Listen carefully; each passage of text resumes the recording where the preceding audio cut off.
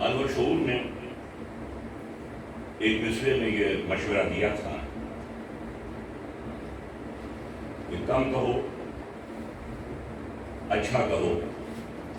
اپنا کہو۔ کم کہو، اچھا کہو، اپنا کہو۔ لیکن آج اس طالب علم کی گفتگو کا پہلا جملہ اس کا اپنا نہیں۔ میں یہ جملہ جناب صدر کے لکھے ہوئے اس اجمالی جائزے سے جو صاحب کتاب کی کتاب پر انہوں نے تحریر فرمایا، تو میں پہلا جملہ ان سے مستعار لے رہا ہوں۔ اور چونکہ صدر صاحب کا تعلق اسلامی ترقیاتی بینک سے تو رہا ہے، لیکن کبھی IMF سے نہیں رہا، اور نہ ورلڈ بینک سے ان کا کوئی رشتہ اور رابطہ ہے، تو میں امید کرتا ہوں اسلامی ترقیاتی بینک کے حوالے سے وہ اسلامی مضاربے کے اصول پر اور مشارکے کے اصول پر جو میں جملہ ان کا مستعار لے رہا ہوں، اس کے اوپر کوئی سود اور کوئی منافع وصول نہیں فرمایا۔ انہوں نے پہلا جملہ اس تحریر میں یہ لکھا کہ سیرت سید کونین صلی اللہ علیہ وآلہ وسلم پر یہ کوئی پہلی کتاب نہیں ہے، اور اب قالا کے بعد اقول میں کہتا ہوں کہ سیرت سید کونین صلی اللہ علیہ وآلہ وسلم پر یہ پہلی کتاب نہیں ہے، یعنی خلق اول پہ یہ اول کتاب نہیں ہے، لیکن نبی آخر پر یہ آخری کتاب بھی نہیں ہے۔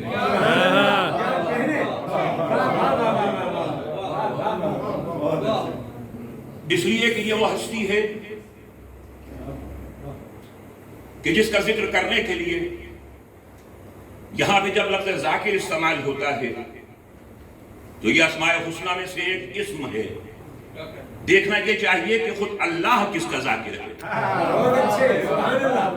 اور جب یہ معلوم کرنا ہو کہ اللہ کس کا ذکر کر کے خود کو ذاکر کہہ رہا ہے تو سورہ علم نشرہ کی تلاوت کیجئے، آپ پہ علم نشرہ ہو جائے گا۔ افانا لگا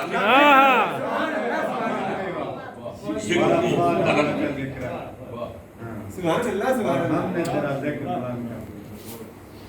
ام المومنین حضرت عائشہ رضی اللہ تعالی عنہا سے جب پوچھنے والے نے یہ پوچھا کہ پیغمبر اکرم صلی اللہ علیہ وآلہ وسلم کے اخلاق بیان فرمائیے، ان کا خلق بیان فرمائیے، تو آپ نے ایک جملے میں، جیسے جناب ظفر اقبال انجم نے سیرت سید کونین کے مبعوث سمندر کو اپنی بساط کے مطابق اپنی کتاب کے کوزے میں سمیٹنے کی کوشش کی ہے، ایسے ہی ام المومنین رضی اللہ تعالی عنہ نے ایک جملے میں ارشاد فرمایا، کانا خلقہ القرآن، ان کا خلق تو قرآن تھا۔ تو جس ہستی کا خلق قرآن ہو، اس کے اوپر گفتگو کرتے ہوئے اور جس کا ذکر کرنے والا خود اللہ ہو، اور اس نے اس ذکر کو رفعت و عظمت عطا کی ہو، تو اس کے لیے مجھ جیسے، ہم جیسے طالب علم، جارو کش دروازہ شہر علم، ان کے لیے یہی سعادت بہت ہے کہ ان کی محفل میں شریک ہونے کا شرف حاصل کر لیں، اور صرف مہمان خصوصی کے نام کی طرح صرف شاد ہی نہ ہوں، دل شاد ہوں۔ سیرت سید کونین وہ ہے، یہ وہ رہنما ہے کہ جو ہمیں زندگی کے راستوں میں بھٹکنے اور بکھرنے سے محفوظ رکھتی ہے۔ یہاں پر دو انجم تشریف فرما ہیں، ایک تو صاحب کتاب جناب ظفر اقبال انجم، دوسرے جناب انجم خلیق۔ مجھے نہیں معلوم کہ جناب جمیل یوسف مجھے اجازت دیں گے یا نہیں کہ میں اقبال کی زبان میں ان سے یہ پوچھوں کہ اگر کجرو ہیں انجم آسمان تیرا ہے، لیکن وہ کوئی اور آسمان ہوتا ہے اور وہ کوئی اور انجم ہوتے ہیں جو کج رو ہو جاتے ہیں، لیکن جب سیرت سید کونین کا معاملہ آتا ہے تو ہر انجم سورہ نجم کا مصداق ہوتا ہے۔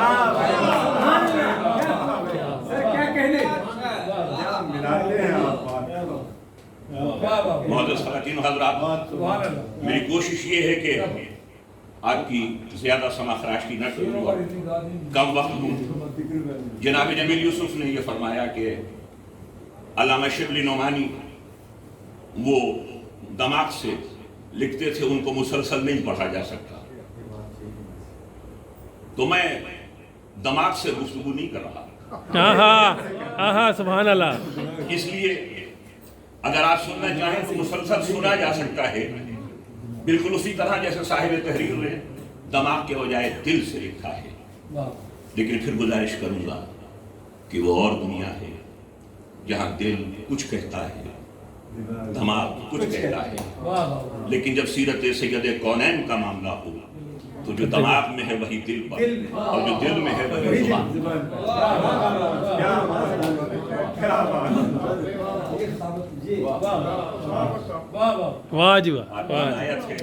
آپ کی نوازش ہے، جناب نسیم صاحب نے ہمیشہ محبت فرمائی، اور ان کی کتاب، ان کے نعتیہ مجموعہ محور دو جہاں، تو محور دو جہاں پہ جب مجھے بلایا گیا اور اس میں شرف حاصل ہوا، سعادت حاصل ہوئی، تو صدارت مجھ جیسے طالب علم کی رکھی گئی، اور انہوں نے فرمایا اور بلانے والوں نے کہ یہ صدارت ہے۔ میں نے کہا یہ صدارت نہیں ہے، یہ سعادت ہے۔ میں نے تو یہ جو نعت کا شعر جناب فرقندہ شمیم صاحبہ نے یہاں پہ پیش فرمایا، تو اس کے مقطع میں بھی یہ گزارش کر لی تھی۔ یہ نعت کے میں دو شعر سنا کے آگے بڑھتا ہوں۔ دل بدل لمحہ بلمحہ ہے تلاوت اس کی، دل بدل لمحہ بلمحہ ہے تلاوت اس کی، اب یہ قرآن کی صورت میں ہے سیرت اس کی۔ دل بدل لمحہ بلمحہ ہے تلاوت اس کی، اب یہ قرآن کی صورت میں ہے سیرت اس کی۔ وقت آفاق کے گوشے میں چھپا بیٹھا تھا، وقت آفاق کے گوشے میں چھپا بیٹھا تھا، شب معراج کوئی دیکھتا ہے وقت اس کی۔ وقت آفاق کے گوشے میں چھپا بیٹھا تھا، شب معراج کوئی دیکھتا ہے وقت اس کی۔ جب وہ میدان میں ہو علم علم ہے اس کا، جب وہ منبر پہ ہو حکمت ہے حکومت اس کی۔ اور اس کے مقطع میں نے کہا تھا تم نے کیا، بس میں جب وہ میدان میں ہو علم علم ہے اس کا، جب وہ منبر پہ ہو حکمت ہے حکومت اس کی۔ تم نے کیا خود بھی کمایا ہے کوئی نام شبیہ، تم نے کیا خود بھی کمایا ہے کوئی نام شبیہ، یہ سیادت کی سعادت ہے تو نسبت اس کی۔ جو بھی محترم ہے، جو بھی مکرم ہے، اسلام میں جس کا بھی احترام ہے، جس کا بھی اکرام ہے، وہ نسبت احمد مجتبیٰ محمد مصطفیٰ نبی آخر زمان صلی اللہ علیہ وآلہ وسلم کی نسبت سے۔ بے شک اگر اہل بیت کا احترام ہے تو اس لیے کہ مصطفیٰ کے اہل بیت، اگر صحابہ کرام رضوان اللہ علیہم کا اکرام ہے تو اس لیے کہ مصطفیٰ کی صحبت میں بیٹھنے والے، مکے و مدینے کی عزت ہے تو اس لیے کہ یہ وہ شہر ہیں کہ جن کی فضاؤں میں میرے مصطفیٰ کے سانس مہکے ہیں، جہاں زمین کے ذروں نے میرے مصطفیٰ کے نالین کے بوسے کیے۔ تو اس اعتبار سے تمام حوالہ یہی بنتا ہے۔ اور اگر آج کی تاریخ اور آج کے صاحب کتاب کے حوالے سے چونکہ بہت دور سے سفر کرتا ہوا یہاں پر میں آپ کی خدمت میں حاضر ہوا، اور اس کے لیے آپ سب سے دل کی انتہائی گہرائیوں سے یہ خاکسار معافی طلب ہے، معذرت طلب ہے۔ مجھے یہاں پر وقت ہونا چاہیے تھا، لیکن شاید سیادت کے اعتبار سے یہ بات یوں بھی ہے کہ جسے سب سے اول خلق کیا گیا اسے سب سے آخر میں بھیجا گیا۔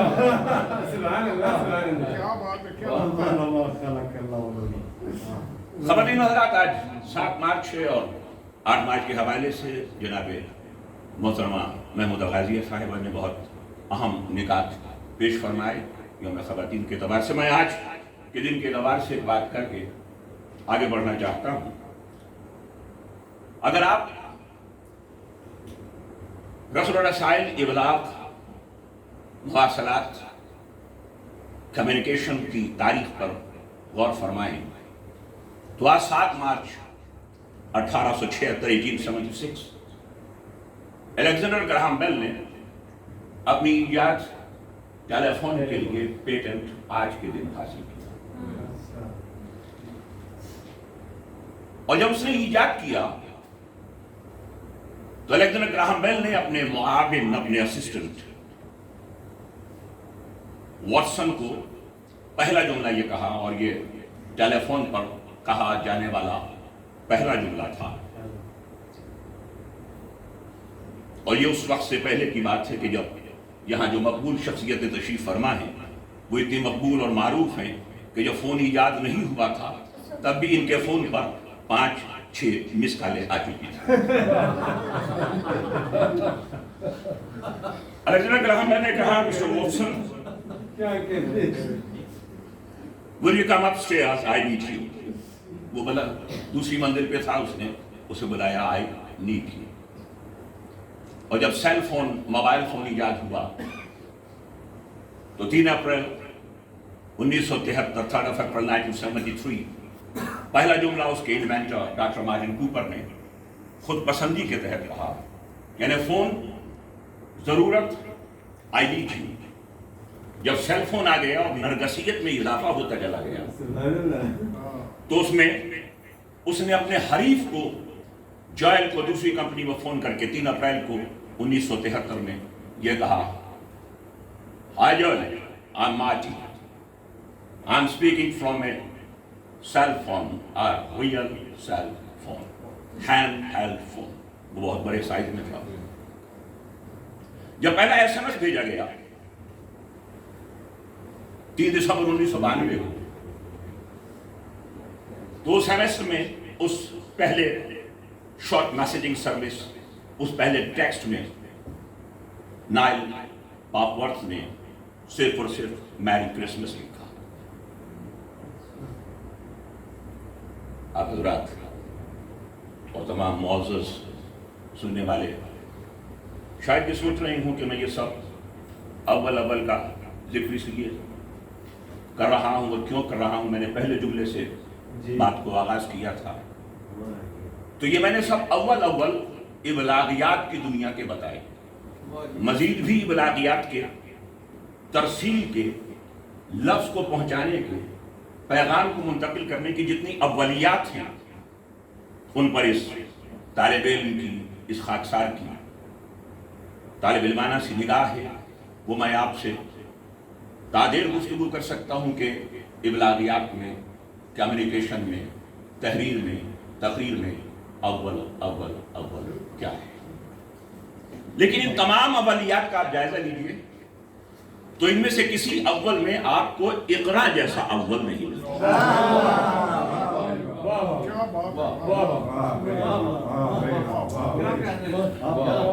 اور صاحب کتاب اس لیے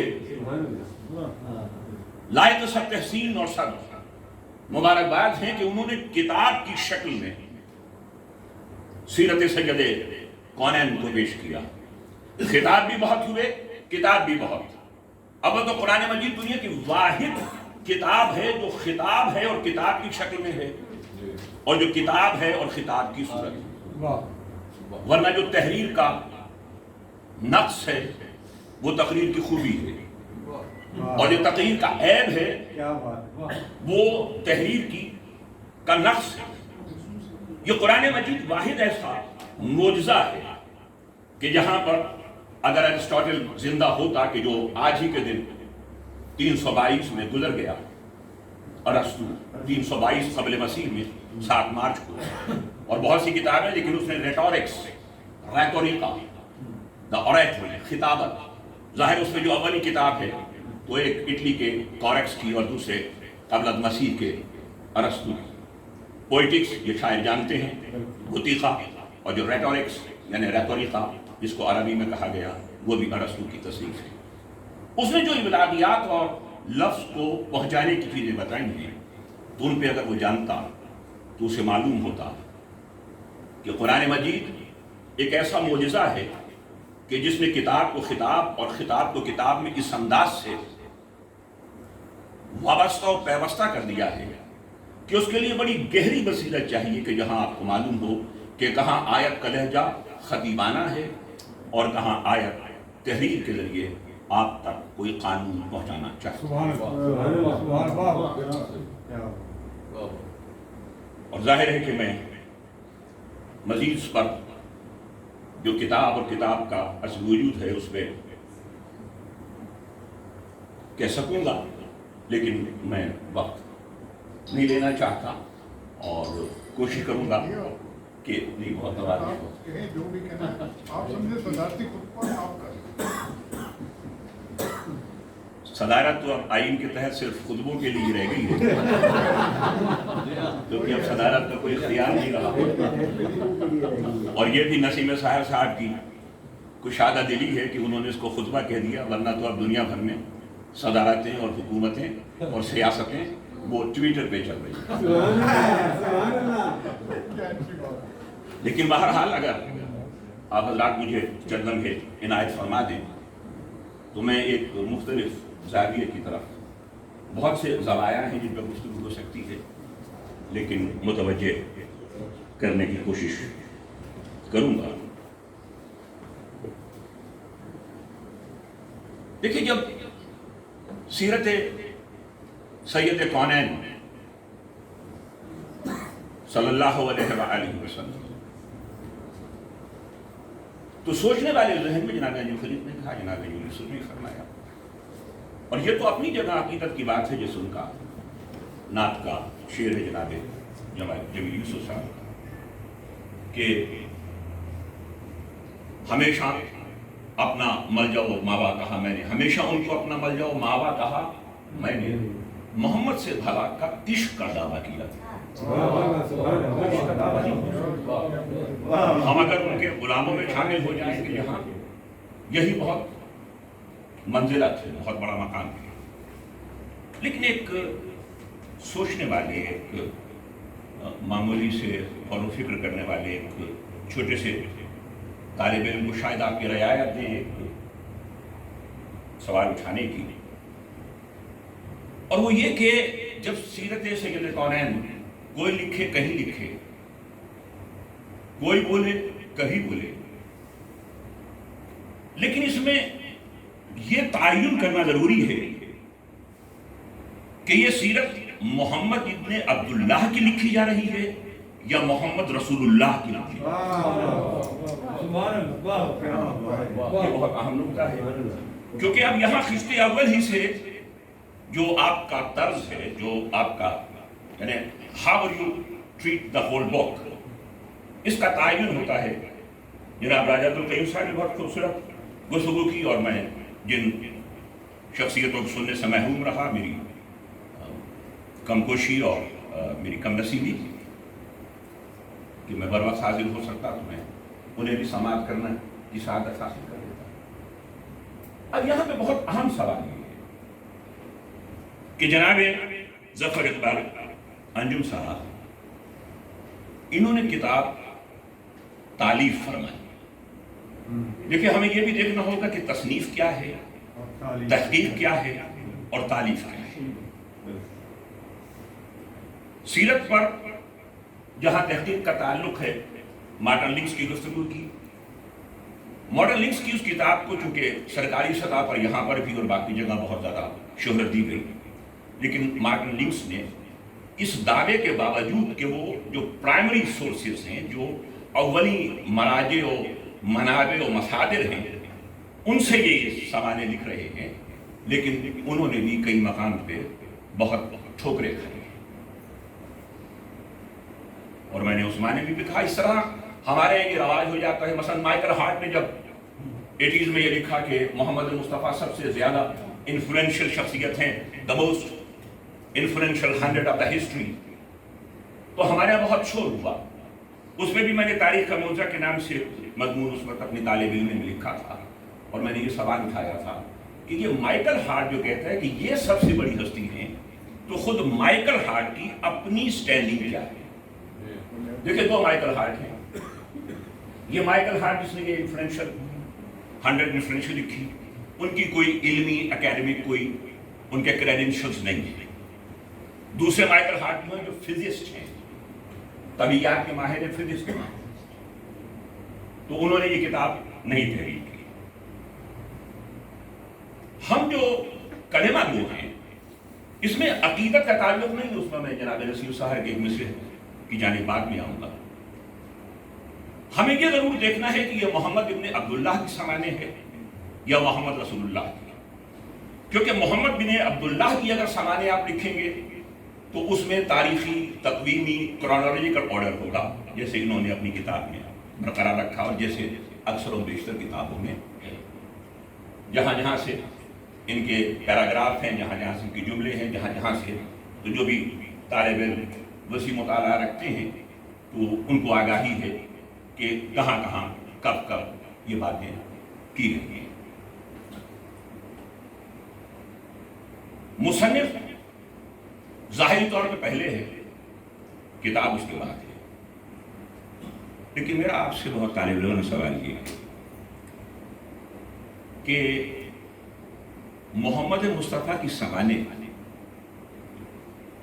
کیا 40 برس میں اقرا کی وحی کے ساتھ شروع کی جائے گی؟ لوگ تو اقرا ہی کو نہیں سمجھے، اسی لیے میں نے پہلے جملے اور پہلے کی بات کی۔ میں نے آج سے بہت برس پہلے اس کی تشریح کرتے ہوئے کہا تھا کہ اقرا ایک لفظ نہیں ہے بلکہ ایک پیغام ہے، اور اس کے ہر حرف میں ایک پیغام موجود ہے۔ الف، پہلا الف اللہ، قاف قرآن، رے رسول، الف انسان۔ اللہ نے قرآن بھیجا اس رسول کے ذریعے انسان کے لیے کہ وہ انسان بنے۔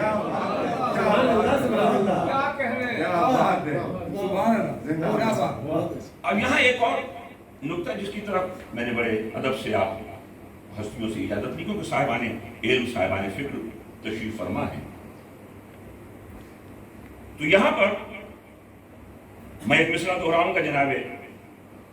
سر محترم نسیم صاحب کا، کہ نعت میں انہوں نے کہا تھا کہ سارے نبیوں سے عقیدت ہے، عقیدہ میرا، تو ہم ہر نبی سے، اور یہ اسلام کا احسان ہے کہ اس نے ہر نبی کا احترام کرنا سکھایا، ہر نبی کی عزت کرنا سکھائی۔ میں نے مغرب میں اپنے لیکچرز میں کہ 14-15 زبانیں جانتا ہوں، انگریزی، عربی، فارسی، فرانسیسی، جرمن، لاطینی، جہاں جہاں ان زبانوں میں گفتگو رہی، تو میں نے ہمیشہ ایک بات مغرب کو سمجھانے کی کوشش کی، اور یونیورسٹی آف مانچسٹر میں میں نے یہ کہا کہ یہاں پر دنیائی عیسائیت کے نمائندے بھی تشریف فرما ہیں، مانچسٹر یونیورسٹی کے پروفیسر جیمز ریزن، جن کی ہیومن ایرر پہ بڑی اہم کتاب تھی، وہ بھی میرے لیکچر میں تشریف لائے ہوئے تھے۔ تو میں نے یہ کہا کہ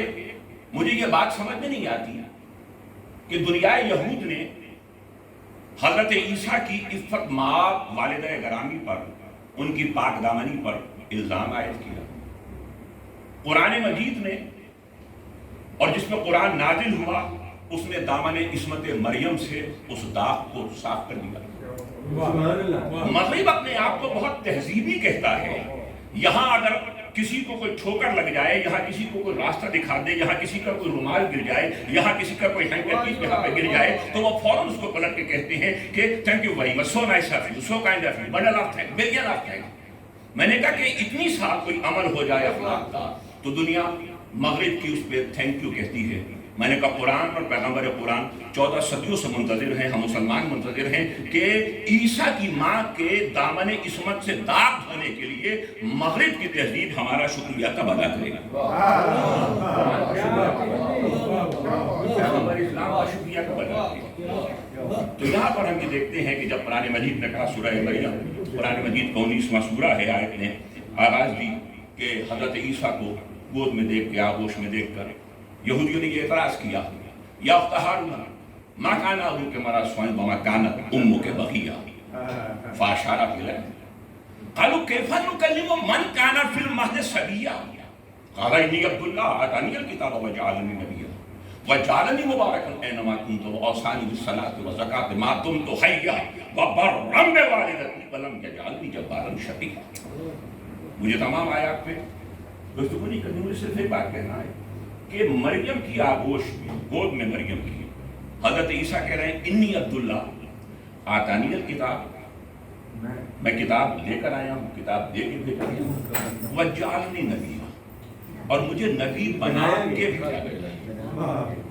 تو سیرت میں لکھنے والوں سے مجھ طالب علم کا دستبستہ صرف اتنا کہنا ہے کہ جب محمد مصطفیٰ کے امتی نبی ماں کی آغوش میں نبی بن کے آئے گئے تو جو سردار نبی ہے تو 40 سال میں ان پہ نبوت کیسے عطا ہو سکتی ہے؟ اور یہاں میں نے علمی حلقوں میں، حوزہ علمیہ میں بھی، مدارس و جامعات میں بھی ایک سوال اٹھایا تھا۔ میں نے یہ سوال اٹھایا طالب علمانہ طور پر کہ جب حضرت عیسیٰ نے کہا کہ انی عبداللہ آتانی الکتاب وجعلنی نبیّا، میں کتاب لے کر آیا ہوں، کتاب دے کے بھیجا گیا ہوں اور اس نے مجھے نبی بنایا ہے، تو میرا اس وقت سوال یہ تھا اور اب بھی کہ کسی پر کتاب آ جائے تو وہ نبی بنتا ہے، یا کوئی نبی ہو جائے تو اس پہ کتاب نازل ہونا چاہیے۔ اگر آپ جیسے صاحبان فکر یہاں تشریف فرما نہ ہوتے تو میں آپ کا یہ وقت لینے کی جرأت و جسارت نہ کرتا۔ کون نبی ہوتا ہے جسے کتاب مل جائے کہ جس پر کتاب آئے؟ اب اس میں ایک طویل گفتگو ہے،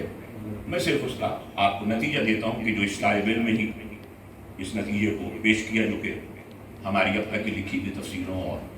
سوانح کی کتابوں میں موجود نہیں۔ میں نے کہا یہ فیصلہ تقدم و تاخر کا نہیں کر سکتے، کون مقدم ہے کون مؤخر ہے۔ اصل میں قرآن کی اس آیت سے یہ معلوم ہو رہا ہے کہ دیکھیے اگر وہ انہوں نے کہا آتانی الکتاب، یہ ماضی کا صیغہ ہے، شاہ صاحب نے ترجمہ کیا تو ترجمے سے ترجمہ کیا ہے، ترجمے سے ترجمہ کرنا اور ہے، اور خود عربی کو جان کے اس انداز سے ترجمہ کرنا وہ ایک اور ذمہ داری ہے، کیونکہ اس میں اب یہ ذمہ داری اس ہستی پر آ گئی کہ جس نے پہلا ترجمہ کیا، یعنی انہوں نے مولانا فتح محمد جالندری صاحب کے ترجمے کو جو ریڈنگ اور ٹرانسلیشن پر رائج ہے اس سے انہوں نے وہ بھاری میں ترجمہ کیا، جو بہت بڑا کام ہے، بہت بڑی سعادت ہے۔ تو اگر آپ یہ گفتگو کریں گے تو دیکھنا یہ ہے کہ جب حضرت عیسیٰ ماضی پاسٹ کا صیغہ ہے، ماضی میں کہہ رہے ہیں کتاب دے کر آئے ہوں، آتانی الکتاب، مجھے کتاب دے کے بھیجا ہے، تو میرا طالب علمانہ سوال یہ ہے کہ عیسیٰ جیسا سچا نبی کہہ رہا ہے میں کتاب لے کے آیا ہوں، تو جب وہ یہ کہہ رہے تھے تو at that time where was the بک؟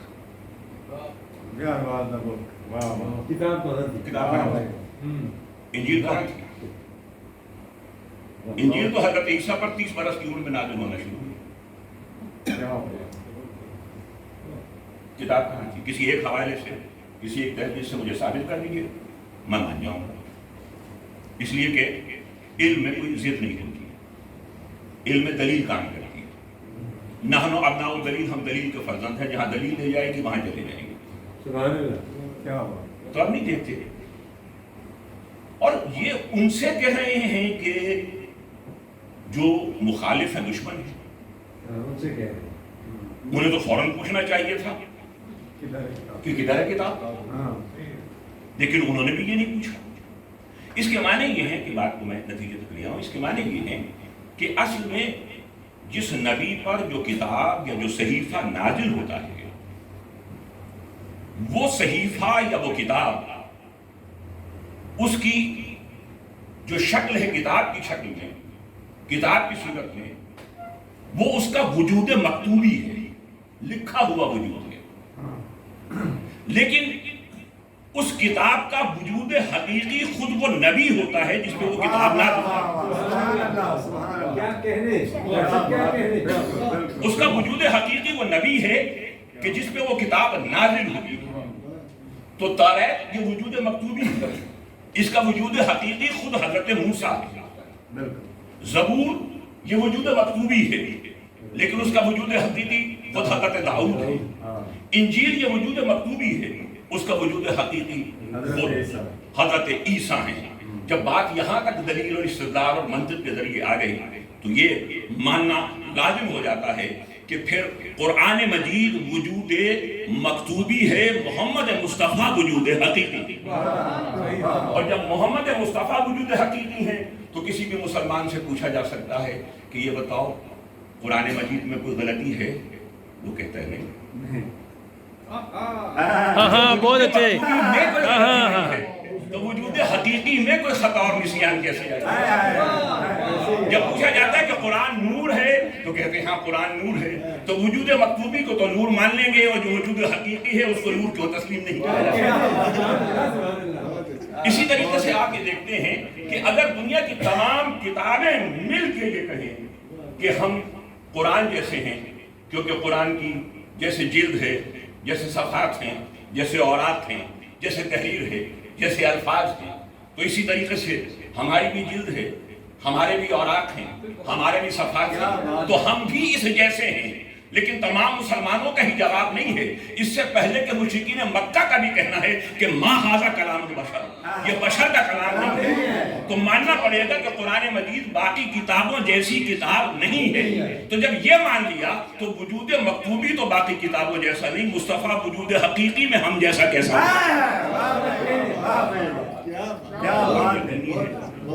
اس بات کو ذہن میں رکھا جائے اور اسی انداز سے تحریر فرمایا جائے۔ اور یہاں ایک گزارش، کیونکہ یہ تقریب ہے، تعارفی ہے، وزیرائی کی ہے، اس میں بہت بد تہذیبی کی بات ہوگی کہ اگر کتاب کے کچھ حوالے سے یہ بات کی جائے کہ یہ ہونا چاہیے یا یہ نہیں ہونا چاہیے۔ مصنف سے آج ملاقات کا شرف حاصل ہو گیا ہے، امید ہے کہ اگر انہوں نے چاہا اور یہ مسلسل رہا تو میں کچھ گوشوں کی طرف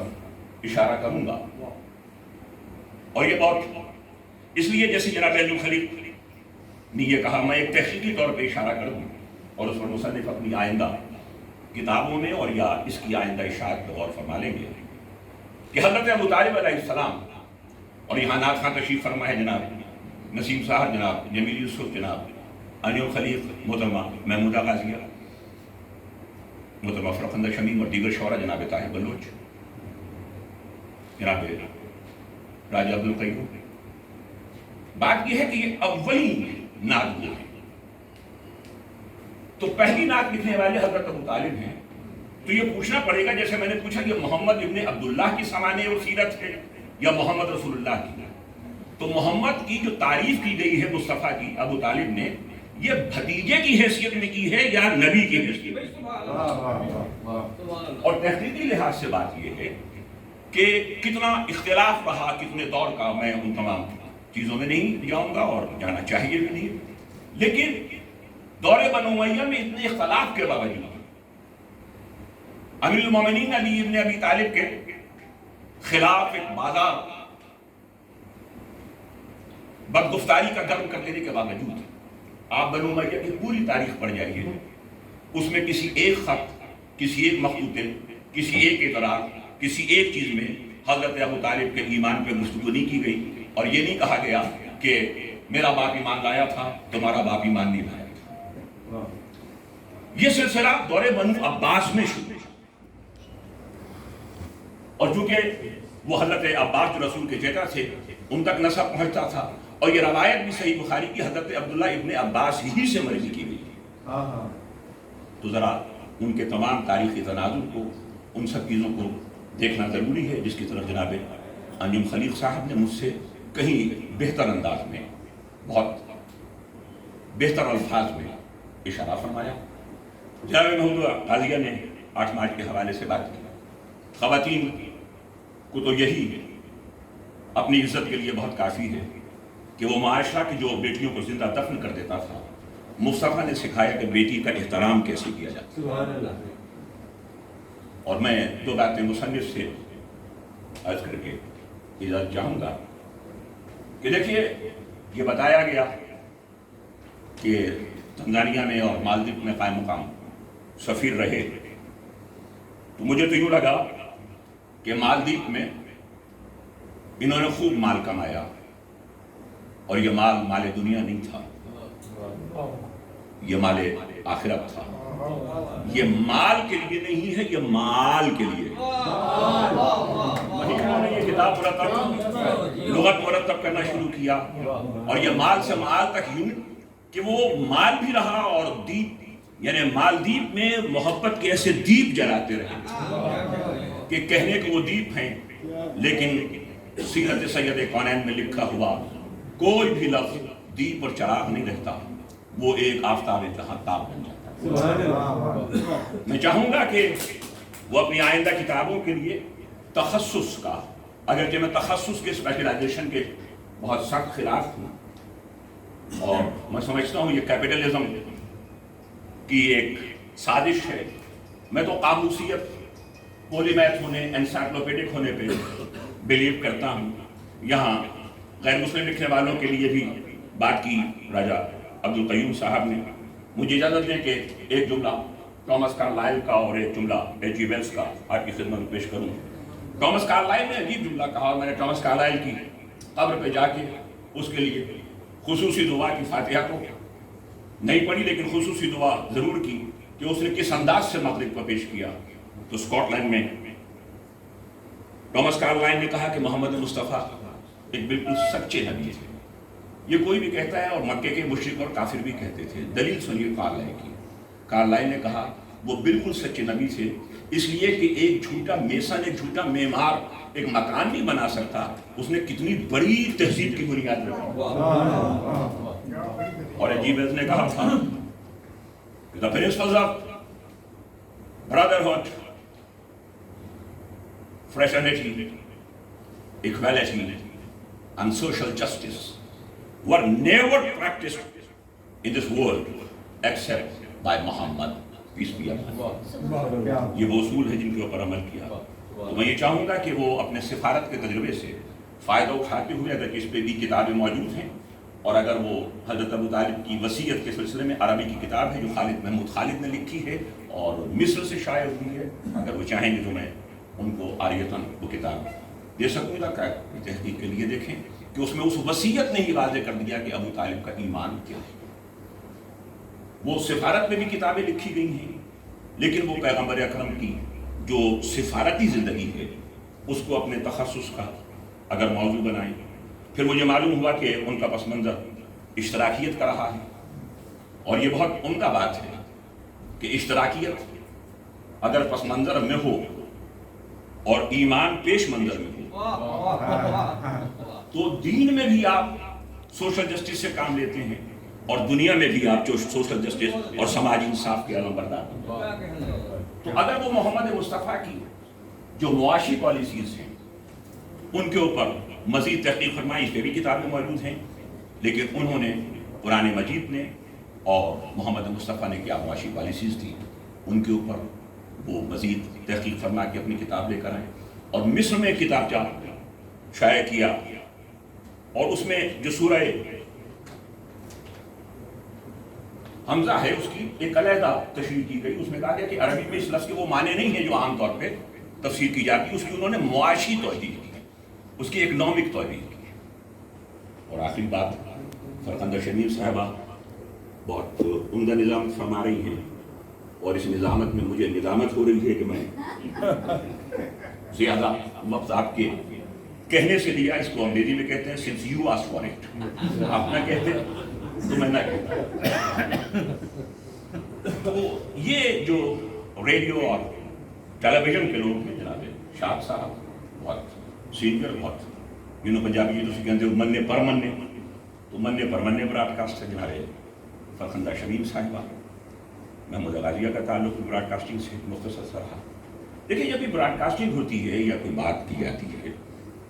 تو اس میں ایک چیز کا تعین جو آپ لوگوں سے سیکھا ہے، جو آپ سے سیکھا ہے، جو آپ سے سیکھنے کی کوشش کی ہے، تو وہ یہ تعین کیا جاتا ہے کہ یہ آپ پروگرام جو پیش کر رہے ہیں اس کی ٹارگٹ آڈینس کیا ہے۔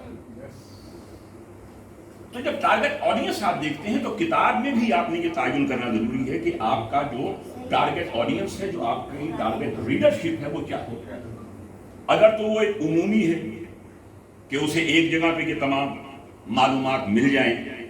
کیونکہ معلومات کا جمع کرنا علم نہیں ہے، جیسے اینٹوں کے جمع کرنے سے اور سنگ مرمر کے جمع کرنے سے تاج محل تعمیر نہیں ہوتا۔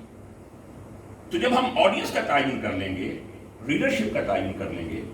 تو جناب ظفر اقبال انجم صاحب بہت مہارت رکھتے ہیں، بہت خوبی، اور ایک سفارتکار سے زیادہ بہتر کون جانتا ہے کہ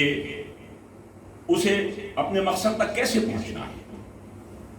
تو اس مقصد تک پہنچنے کے لیے ضروری یہ ہے کہ یہ اپنی آئندہ کتابوں کے لیے اپنے ذہن میں، ظاہر کسی کتاب پہ لکھا نہیں جاتا، ریڈیو ٹیلی ویژن کے پروگرام میں بتایا نہیں جاتا کہ یہ ان کے لیے ہے، لیکن جب ان کے ذہن میں ہوگا تو اس سے مجھ جیسے طالب علموں کو بات کرنے میں آسانی ہوگی کہ یہ طالب علموں کے لیے لکھی گئی ہے، یہ محققین کے لیے مرتب کی گئی ہے، یہ جو زیادہ مطالعہ کرنے والے ان کے لیے لکھی گئی ہے، یہ مغرب میں پڑھنے والوں کے لیے لکھی گئی ہے، یہ بر صغیر میں پڑھنے والوں کے لیے لکھی گئی ہے۔ تو جب ان تمام چیزوں کا تعین ہو جائے گا تو کتاب ماشاءاللہ بہت خوبصورت شائع ہوئی ہے، لکھا بہت عمدہ ہے، اور آنکھوں پر روشنی آتی ہے اس کی ایک ایک لفظ سے۔ میں انہیں انتہائی مبارکباد دیتا ہوں، اور جہاں سے بات شروع کی تھی وہیں پہ ختم کرتا ہوں۔